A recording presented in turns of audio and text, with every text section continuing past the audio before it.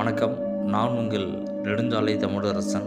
இது நெடுஞ்சாலை எஃப்எம் வழங்கும் நிகழ்கால நிஜக்கதைகள். ஒரு குடும்பத்தில் அப்பா அம்மா 2 பேர் இருக்கிறாங்க. அவங்களுக்கு ஒரு மகன், ஒரு மகள் குழந்தை பிறக்கிறாங்க. இப்போ அந்த மகனும் மகளும் என்ன பண்ணுறாங்கன்னா, அந்த குடும்பத்தை தாண்டி வெளியில் அவங்க உறவினர்கள் மத்தியில் பழக ஆரம்பிக்கிறாங்க. சின்ன வயசில்.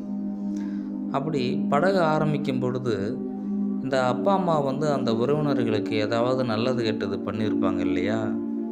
அதில நல்லத பத்தி யாருமே அந்த குழந்தைங்கள்ட்ட சொல்லல.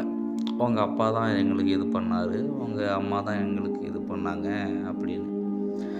மேக்ஸிமம் சொன்னவங்க எல்லாமே வந்து அந்த அப்பா, அம்மாவ பத்தின குறைகள மட்டுமே தான் சொன்னாங்க.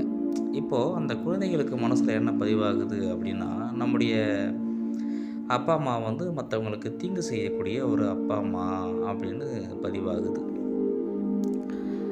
இப்ப பாருங்க, அவங்க மனசுல அந்த மாரி பதிவாகி போச்சுங்களா, வீட்டுக்குள்ள வரும்பொழுது அந்த அப்பா, அம்மா எத சொன்னாலும் அந்த பிள்ளைகள் வந்து கேட்கறதில்ல. ஏன்னா, "நீ என்ன என் ஊருக்கு என்னய்யா நல்லதையா பண்ணி வச்சிருக்கிற?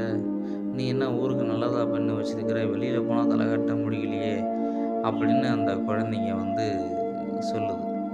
அப்படியே காலம் போகுது.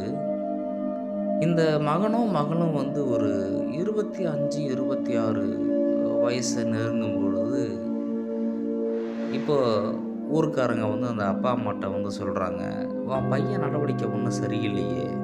உன் பொண்ணு நடவடிக்கை ஒண்ணும் சரியில்லையே! சீக்கிரம் கல்யாணத்த பண்ணி வச்சிரலாமே! கண்ட பொண்ணு கூட சுத்துற மாரி தெரியுதே!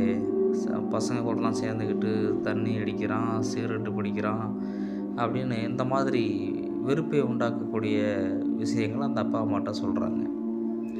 வீட்டுக்கு வரும்பொழுது வழக்கம் போல் அந்த அப்பா, அம்மா எப்படி சிரிப்பாங்களோ, எப்படி அன்பா அரவணைப்பாங்களோ, அதே மாதிரி தான் அந்த குழந்தைகள அரவணைக்கிறாங்க, சாப்பாடு பரிமாறுறாங்க, சாப்பிட சொல்கிறாங்க, எல்லாம் பண்ணுறாங்க.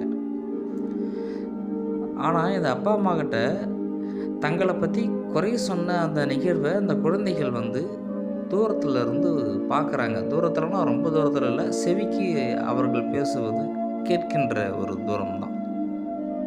ஸோ, அப்பதான் அவங்க புரிஞ்சுக்கிறாங்க.